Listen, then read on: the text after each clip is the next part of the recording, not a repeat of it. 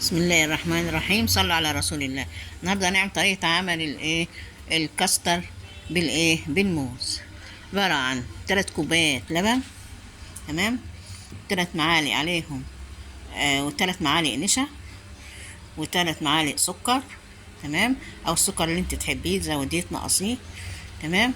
بعد كده هتاخدي النشا، هتيجي لما اللبن يغلي، تمام، هتاخدي كوبايه من اللبن وتدوبي فيها النشا.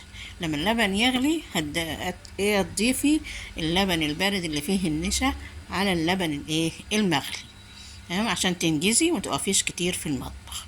خلاص، ادي عملنا النشا اللي هو اللون الابيض، تمام. بعد كده هتاخدي بعد ما يلف معاكي هتاخدي طبعا هتحطي قصنص، يعني موز او حاجه. تاخدي الجزء ابيض وتحطيه في الكاسات او في الطبق زي ما انت شايفه كده.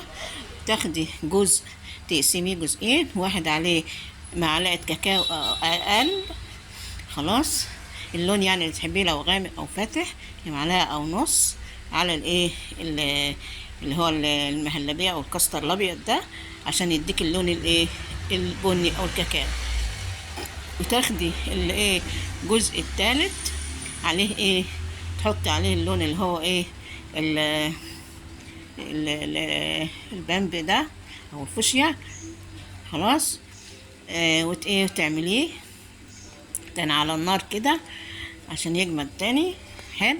وبعد كده هتوزعيه في الكاسات او في الطباق، ماشي، وبألف هنا وشفا. وتحطي طبعا الموز هتحطيه تحت في قعر الكاسات، هتحطيه فوق كده، تمام.